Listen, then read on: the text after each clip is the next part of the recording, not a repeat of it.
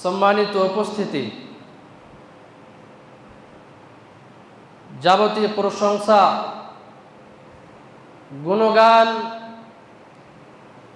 সেই বিশ্বনিয়ন্তা মহাশক্তির অধিকারী আল্লাহ সুবহানাহু ওয়া তাআলার জন্যে, যিনি আমাদেরকে আজকের এই দিনে একত্রিত হওয়ার ক্ষমতা দান করেছেন। তাই সকলে বলি আলহামদুলিল্লাহ। অতঃপর শান্তির ধারা বিবর্ষিত হোক বিশ্ব মানবতার অগ্রদূত প্রিয় নবীজির উপর। সকলে বলি আল্লাহুম্মা সাল্লি আলাইহি আল্লাহুম্মা বারিক আলাইহি। আজ অত্র মসজিদে আমার জুমার খুতবার বিষয় হচ্ছে ইসলামী আইন অনুযায়ী জীবন যাপনের গুরুত্ব ও প্রয়োজনীয়তা।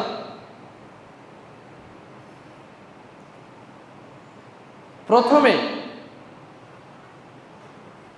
বুখারী মুসলিমের একটি হাদিস আপনাদের সামনে পেশ করব। হাদিসের রাবি হচ্ছেন আব্দুল্লাহ বিন মাসউদ। তিনি বলছেন, قال رسول الله صلى الله عليه وسلم وهو الصادق المصدوق। সত্যবাদী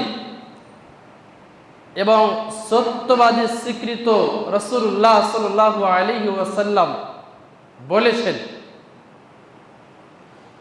ইন্না আহাদাকুম ইউজমাউ খালকুহু ফি বাতনি উম্মিহি 40 ইয়াওমান নুতফাতান। মানুষ মায়ের গর্ভে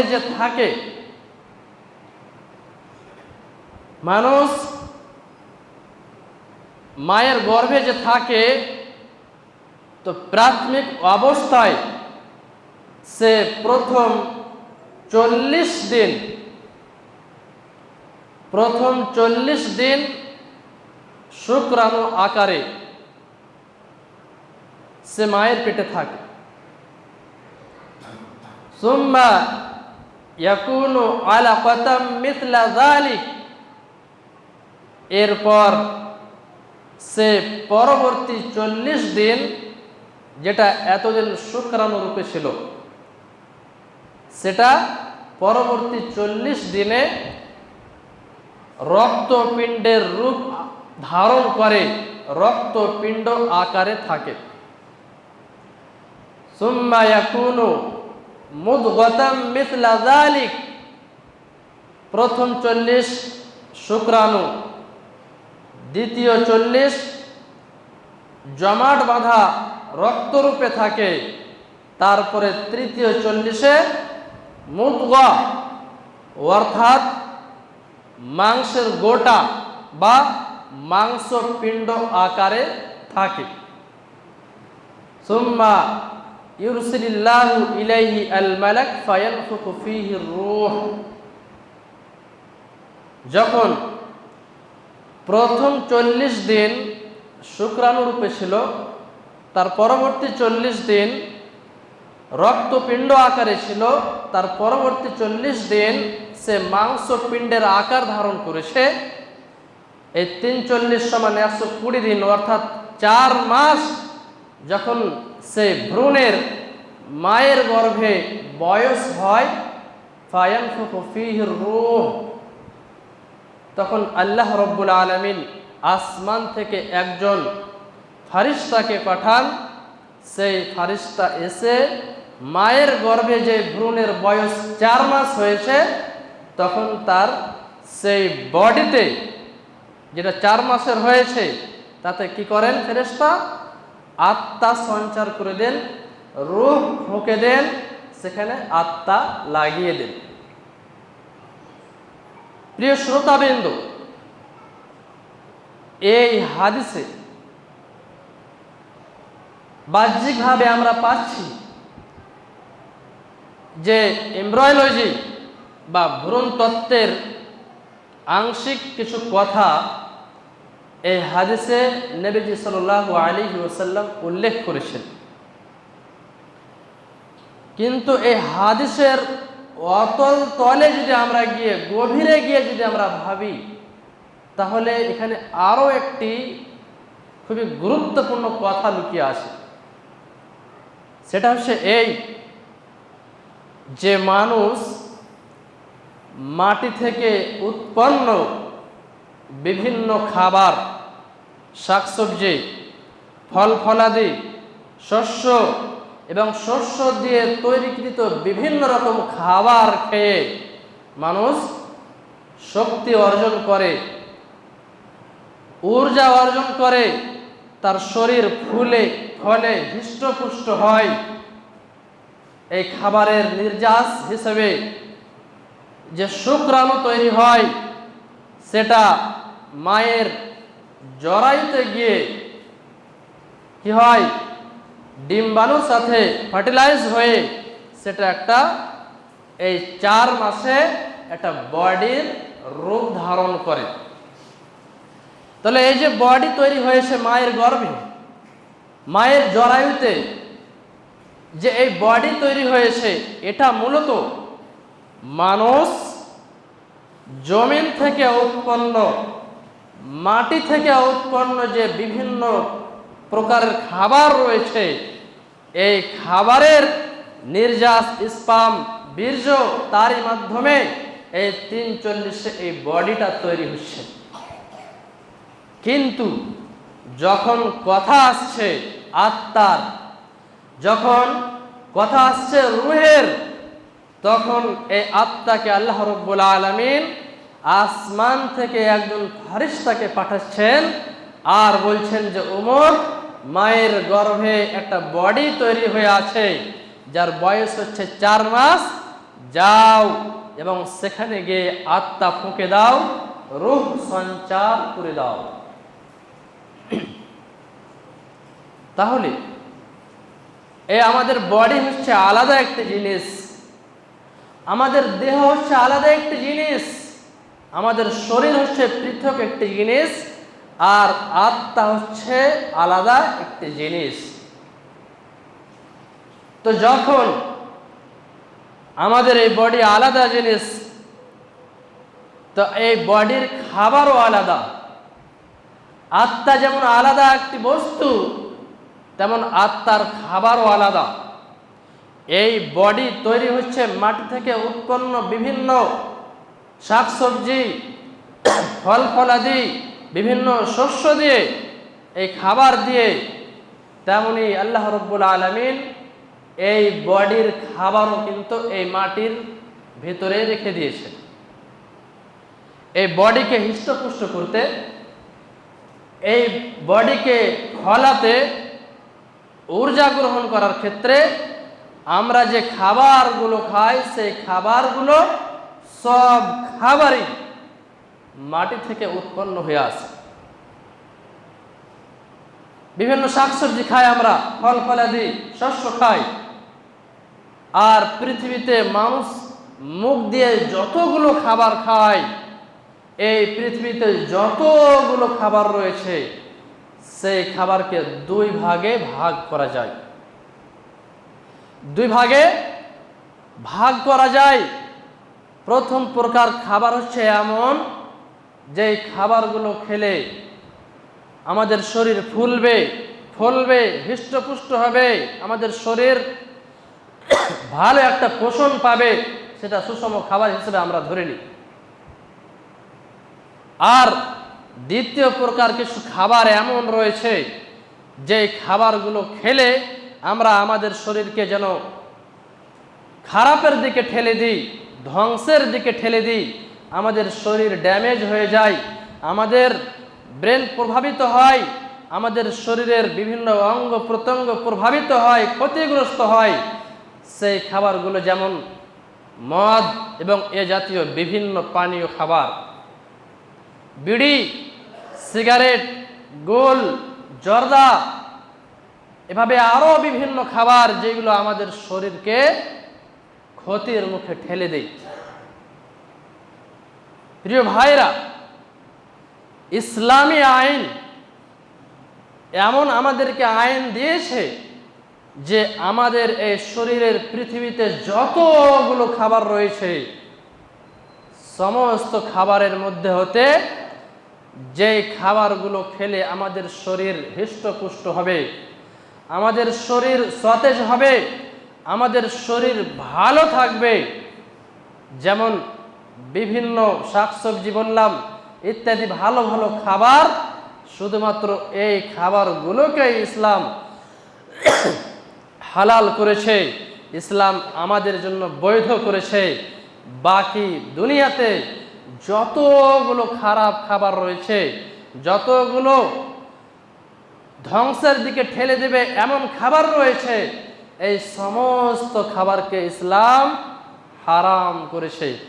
মহান আল্লাহ বলেন সূরা আল আরাফ, সূরা বাকারা সূরা নম্বর 2 আয়াত নম্বর 172, ইয়া আইয়ুহাল্লাযীনা আমানু কুলু মিন তাইয়্যিবাতি মা রাযাকনাকুম,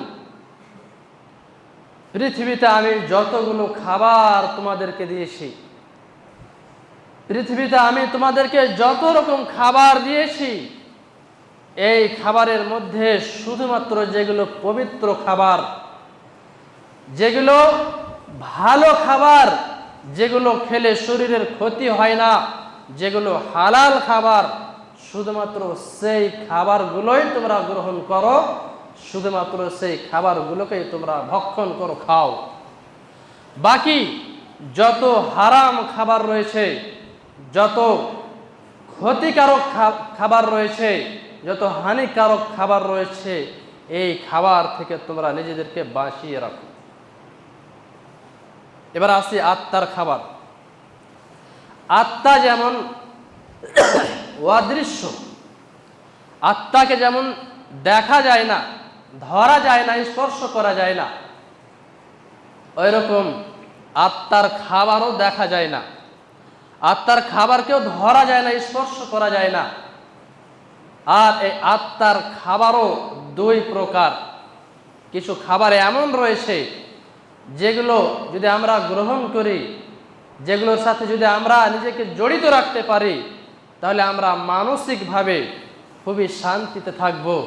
আর এই আত্মার খাবারগুলো হচ্ছে পজিটিভ থিঙ্কিং। পজিটিভ থিঙ্কিং যে ইতিবাচক চিন্তা ভাবনা রাখা, পবিত্র কোরআনের তেলাওয়াত করা বা পবিত্র কোরআনের তেলাওয়াত শোনা, ভালো মানুষের সংস্পর্শে থাকা, কারো পরনিন্দা পরচর্চা না করা, গালমন্দ না করা, এইগুলো হচ্ছে খাবার। এই খাবারগুলোকে ধরা যায় না, এই খাবারগুলোকে মুখ দিয়ে ভরা যায় না, এই খাবারগুলোকে স্পর্শ করা যায় না, এই খাবারগুলোকে দেখা যায় না। এগুলো হচ্ছে আত্মার খাবার। আর আত্মার সুষম খাবার, এইগুলোর সাথে যদি আমরা জড়িত থাকি, এই জিনিসগুলোকে যদি আমরা আমাদের জীবনে রাখতে পারি, যদি আমরা ডেইলি রুটিনে এই জিনিসগুলোকে রাখতে পারি, তাহলে আমরা মানসিকভাবে খুবই শান্তিতে থাকব, মানসিকভাবে আত্মিকভাবে আমরা প্রশান্তি লাভ করব, আমরা প্রশান্ত থাকব। পক্ষান্তরে আত্মার কিছু খারাপ খাবারও রয়েছে, যে খাবারগুলো যদি আমরা গ্রহণ করি, যে খাবারগুলো যদি আমরা আমাদের ডেইলি রুটিনে রাখি, সেই খাবারগুলোকে যদি আমরা ব্যবহার করি, তাহলে আমরা মানসিকভাবে অস্থিরতায় ভুগব, মানসিকভাবে আমরা ভেঙে পড়ব, আমাদের কোনো কিছুই ভালো লাগবে না।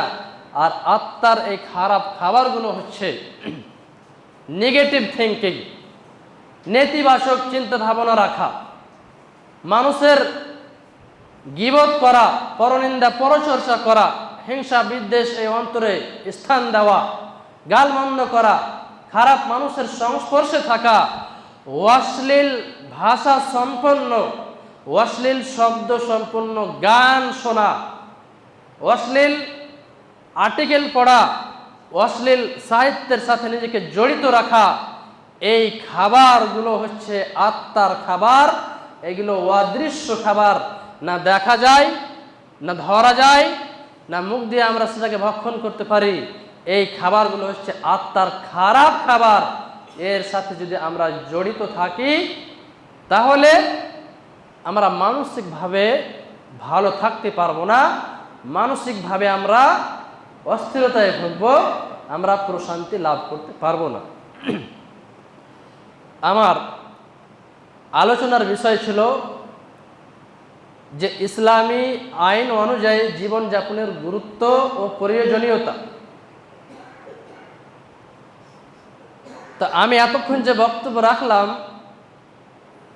আশা করছি আমি বুঝাতে সক্ষম হয়েছি যে ইসলামী আইন অনুযায়ী যদি আমরা জীবনযাপন করি, নিজের গলার শিকলি যদি ইসলামী আইনের হাতে ধরিয়ে দিই যে ইসলাম যা বলবে সেভাবেই চলাফেরা করব, ইসলাম যে পথে চলতে বলবে সে পথেই চলব, ইসলাম যে পথ আমাকে দেখাবে সেই পথে আমি দেখব, তাহলে শুধুমাত্র যে আখেরাতে আমরা জান্নাত পাবো এমনটি না, বরং এই দুনিয়াতেই আমরা শারীরিকভাবেও খুব ভালো থাকব এবং মানসিকভাবেও আমরা খুবই ভালো থাকব। একটি উদাহরণ দিই। অত্র গ্রামে একটি বাড়ি রয়েছে,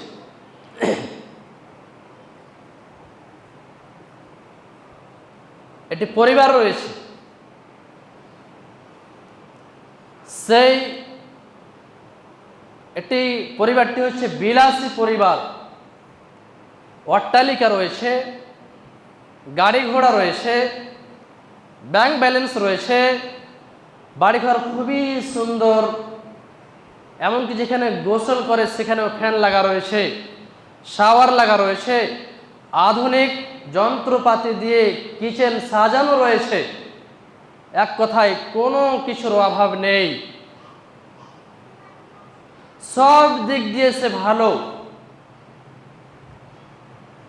কিন্তু দেখা যায় যে সেই বাড়ির যিনি কর্তা মানে স্বামী, আর সেই বাড়ির যে কর্ত্রী মানে বিবি,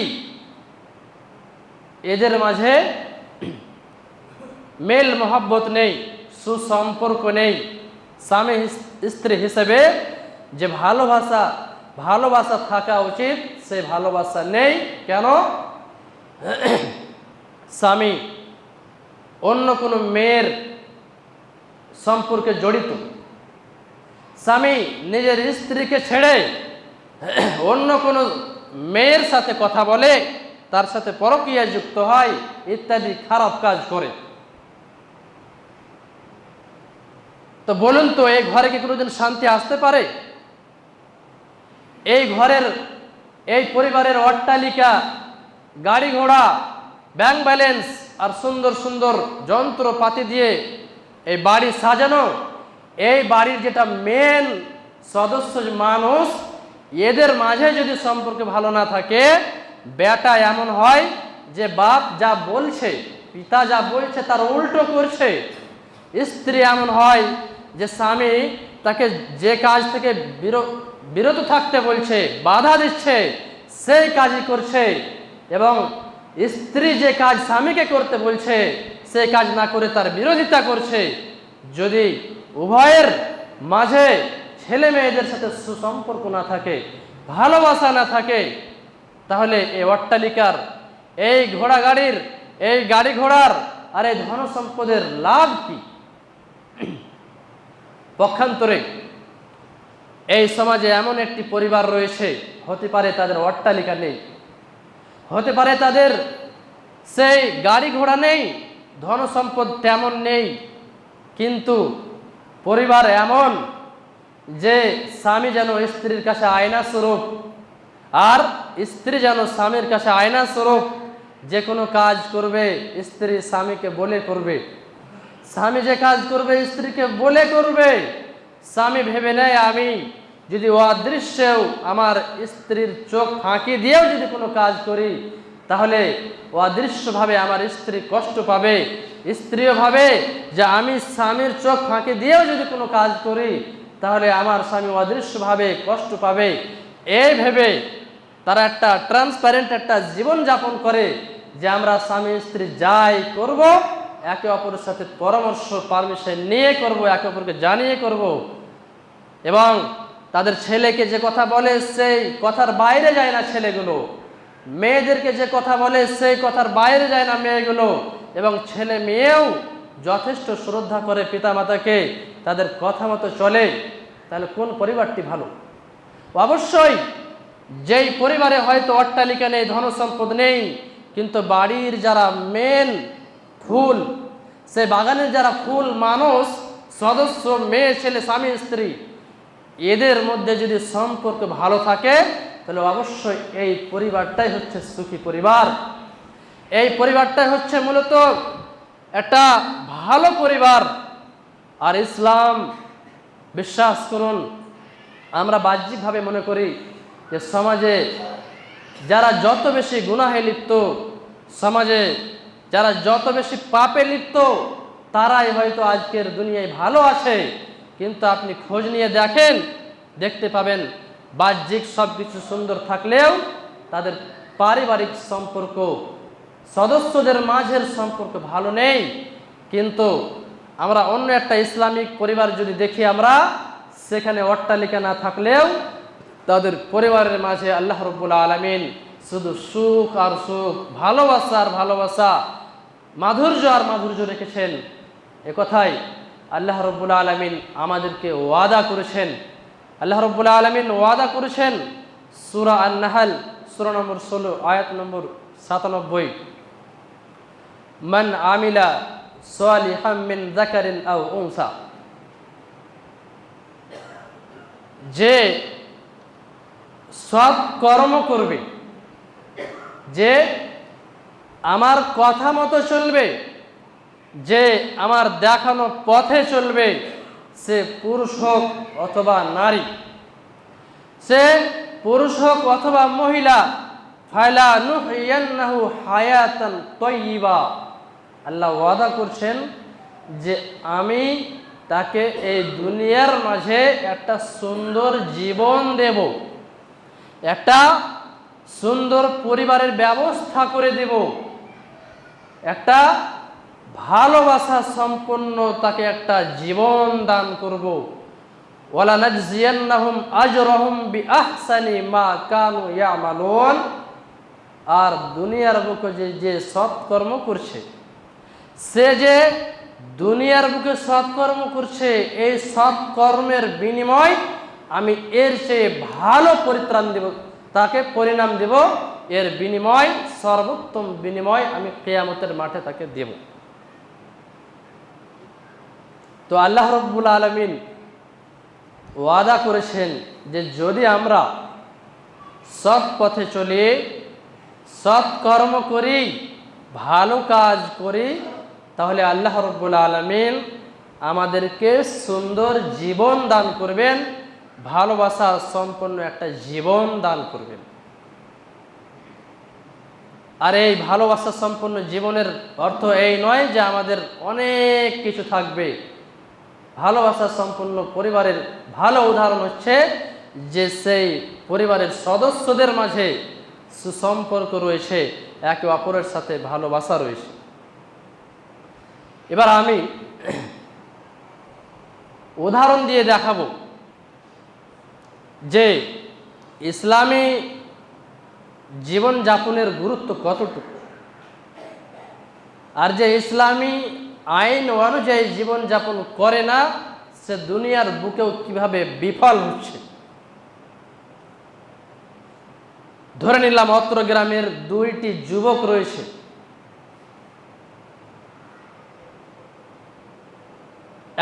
দুজনেরই বয়স 30-30, দুই তরুণের বয়স 30-30, তারা একই সমাজে বসবাস করে, উভয়েরই দোকান রয়েছে, মানে উভয় ব্যবসায়ী, বয়সের দিক দিয়ে সমান, একই সমাজে বসবাস করে, কর্মক্ষেত্রেও সমান, যে উভয় ব্যবসায়ী, কিন্তু পার্থক্য হচ্ছে এই যে এই উভয় তরুণের মধ্যে একজন তরুণ ইসলামী আইন অনুযায়ী জীবনযাপন করে, আর একজন তরুণ ইসলামী আইন অনুযায়ী জীবনযাপন করে না। তো যে ইসলামী আইন অনুযায়ী জীবনযাপন করছে সে কি পাচ্ছে দুনিয়ার বুকে? আখেরাত তো আসেই। আর যে ইসলামী আইন অনুযায়ী জীবনযাপন করছে না সে এই দুনিয়ার বুকে কি হারাচ্ছে তা দেখাবো। প্রথম কথা হচ্ছে এই যে জীবনকে সফল করতে সামান্য টেনশন থাকা খুবই জরুরি। যার মাথায় যত বেশি টেনশন, মানে দায়িত্ব, সেই টেনশনের কথা বলছি না, ডিপ্রেশনের কথা বলছি না। যারা দায়িত্বশীল, যে মানুষ যত বেশি দায়িত্বশীল সে মানুষ তত বেশি সফল। যার মাথায় যত বেশি দায়িত্ব সেই মানুষ তত বেশি সফল, তত বেশি এগিয়ে। আজকে যদি আপনি এই পৃথিবীর 100 জন প্রভাবশালী যাদেরকে মানুষ অনুসরণ করে তাদেরকে জমায়েত করেন, একত্রিত করেন, দেখবেন যে তারা প্রত্যেকেই 15 ঘন্টা, 18 ঘন্টা বা 12-13 ঘন্টা কাজ করে। এদের মাথায় অনেক দায়িত্ব, এই জন্য তারা আজকে মডেল হিসাবে পৃথিবীর বুকে বসবাস করছে। তো যেই তরুণ ইসলামী আইন অনুযায়ী জীবনযাপন করবে তার মাথায় একটা দায়িত্ব থাকবে যে আমাকে ফজরের নামাজ পড়তে হবে।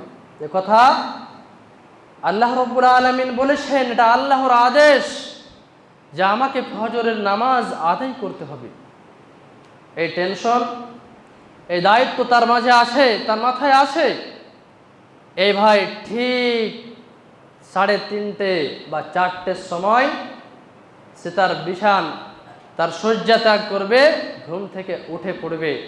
তারপরে সে প্রয়োজন সেরে ভালোভাবে উজু করে মসজিদে নামাজ আদায় করবে। এই ভাই নামাজ আদায় করে, ইসলামী আইন অনুযায়ী জীবন যাপন করে বলে এই ভাই 3:30-4টার সময় উঠে পড়েছে। কিন্তু আরো একজন যে ভাই রয়েছে যে ইসলামী আইন অনুযায়ী জীবনযাপন করে না, এই হতভাগা ভাই, এর মাথায় নামাজ বলে কোনো দায়িত্ব নেই, কোনো টেনশন নেই। এই ভাই কিন্তু ফজরে সে 3:30 আর 4টের সময় উঠবে না। এই ভাই হয়তো 7টা বা 7:30টার সময় উঠবে বা 8টার সময় উঠবে। তাহলে জীবনের এই প্রথম ধাপেই বেনামাজি ভাই যে ইসলামী আইন অনুযায়ী জীবনযাপন করছে না, সেই ইসলামী আইন অনুযায়ী জীবনযাপন করা ভাইয়ের তুলনায় এই দিনের শুরুতেই চোখ খুলতেই 3.5 ঘন্টা 4 ঘন্টা পিছিয়ে গেল। এই 4 ঘন্টা বেকার ঘুমিয়ে আছে। অপরপক্ষে নামাজি ভাই 3:30-4টের সময় উঠে সে নামাজ আদায় করেছে, সকালের ফ্রেশ হাওয়া বাতাস পেয়েছে, ভোগ করেছে, তারপরে বাড়ির ছোট ছোট কাজগুলো করেছে, তারপরে হয়তো সে কিছু নাস্তা পানি করার পরে সে যদি চায় অতি সকালে দোকান খুলতে তো অবশ্যই পারবে। কিন্তু এই বেনামাজি ভাই পারবে না।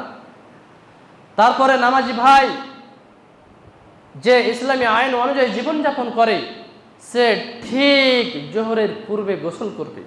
টেনশন আছে, জোহরের নামাজ আদায় করতে হবে, আমাকে জোহরের নামাজ আদায় করতে হবে। এই জন্য ঠিক সে 11:30-12টার সময় গোসল সেরে নেবে। আর এই জন্য তার পরিবার তার জন্য খাবার প্রস্তুত রাখবে। তার পরিবার জানে যে আমার স্বামী নামাজি, সেই পরিবার তার জন্য ঠিক সময়ে খাবার রেডি করে রাখবে, যেহেতু স্বামী জোহরের নামাজ পড়ে আসবেন আর আমাকে তার খাবার রেডি করে রাখতে হবে বলে ঠিক টাইমে খাবার রেডি থাকবে। কিন্তু বেনামাজি ভাই এ টেনশন নেই, হয়তো কোনোদিন 1টার সময় গোসল করবে, কোনোদিন 2টোর সময় গোসল করবে, কোনোদিন 3টের সময় গোসল করবে। এভাবে এর জীবন এলোমেলোভাবে চলবে। আর যখন এর গোসল করার টাইম ফিক্স নেই তখন তার পরিবার তার জন্য ঠিক টাইমে খাবারও প্রস্তুত করবে না। এই করতে করতে সে নামাজি ভাই হয়তো জোহরের পরে একটু বিশ্রাম নেবে, আসরের নামাজ পড়বে টাইম বাই টাইম, তারপরে মাগরিবের নামাজ আদায় করবে, তারপরে এশার নামাজ আদায় করবে।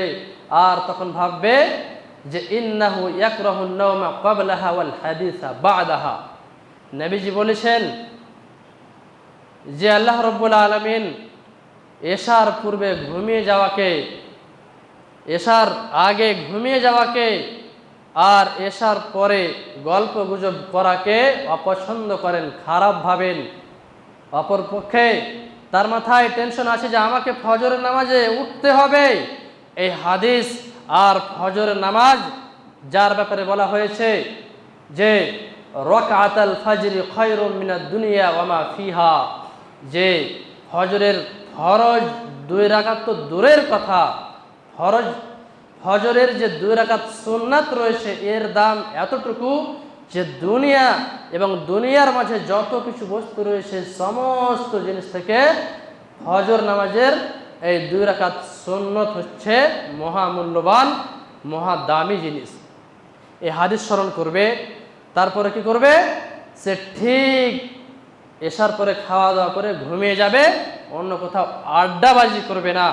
অপরপক্ষে সে বেনামাজি ভাই, সে হয়তো ভালোভাবে গোসল করেনি ঠিক টাইমে, সে আসরের নামাজ বলতে কোনো টেনশন নেই বলে ওই যেদিকে সেদিকে ঘুরিয়ে বেরিয়েছে, তারপরে এশার পরে সে কোথায় যে হারিয়ে গিয়েছে তাকে খুঁজে পাওয়া যাবে না।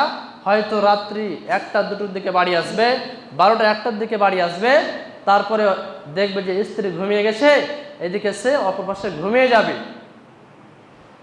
কিন্তু নামাজি ভাই টাইম বাই টাইম সব কাজ সেরেছে, ছেলে মেয়েদেরকে যথেষ্ট সময় দিয়েছে, স্ত্রীও যেহেতু স্বামী খুব তাড়াতাড়ি ঘুমায় এই জন্য স্ত্রীও তার কাছে যথেষ্ট সময় পেয়েছে।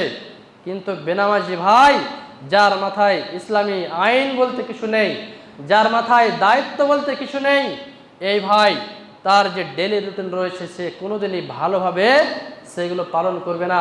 এর জীবন এলোমেলোভাবে কাটবে, এর মাধ্যমে তার বিবিও খুশ থাকবে না, এর মাধ্যমে তার শাশুড়িও খুশ থাকবে না, এর আচরণে তার প্রতিবেশীও ভালো থাকবে না, এর আচরণে তার ছেলে মেয়েরাও যথেষ্ট হক প্রাপ্য পাবে না। কিন্তু যে ভাই নামাজ আদায় করে, যে ভাই ইসলামী আইন অনুযায়ী জীবন পরিচালনা করে, যে ভাই ইসলামী আইন অনুযায়ী জীবনযাপন করে, এর চোখ যথেষ্ট হক পেয়েছে, এর ঘুম যথেষ্ট হক পেয়েছে, এর বিবি তার কাছ থেকে যথেষ্ট সময় পেয়েছে, এর ছেলে মেয়েরা তার কাছ থেকে যথেষ্ট সময় পেয়েছে, এর আচরণে তার বিবি সন্তুষ্ট, তার ছেলে মেয়ে সন্তুষ্ট, তার শ্বশুর শাশুড়ি সন্তুষ্ট, এর পিতামাতা সন্তুষ্ট, এর পাড়া প্রতিবেশী সকলেই সন্তুষ্ট। প্রিয় ভাইরা, নির্যাস হচ্ছে এই যে আমরা যদি ইসলামকে ফলো করি, আমরা যদি ইসলামী আইন অনুযায়ী নিজের জীবনকে পরিচালনা করি, তাহলে আমাদের জীবনে শুধু সুখ আর সুখ, সুখ আর সুখ থাকবে। আমরা ভালো একটা বডি পাবো, ভালো একটা ব্রেন পাবো, আমরা শারীরিকভাবে যেমন এই দুনিয়াতে ভালো থাকবো, তেমনি মানসিকভাবেও আমরা ভালো থাকবো। আমরা যদি ইসলাম ফলো করি তাহলে একাধারে আল্লাহ রাব্বুল আলামিন যেমন সন্তুষ্ট থাকবেন, রাসূলুল্লাহ সাল্লাল্লাহু আলাইহি ওয়াসাল্লাম যেমন সন্তুষ্ট থাকবেন, তেমনি আমাদের বিবিরা সন্তুষ্ট থাকবে, আমাদের ছেলেমেয়েরা সন্তুষ্ট থাকবে, আমাদের পাড়া প্রতিবেশী সন্তুষ্ট থাকবে। কেউ আমাদের হাত ও জিহ্বা দ্বারা, আমাদের আচরণ দ্বারা কষ্ট পাবে না। সকলের যে যে হক, আমরা সমস্ত হক আদায় করতে সক্ষম হব। কিন্তু ইসলাম যদি আমরা না পালন করি তাহলে আমাদের জীবনটা এলোমেলোভাবে কাটবে। আমাদের সৃষ্টিকর্তা, যিনি আমাদেরকে একটা উদ্দেশ্যের সাথে আমাদেরকে সৃষ্টি করেছেন, তিনিও অসন্তুষ্ট থাকবেন।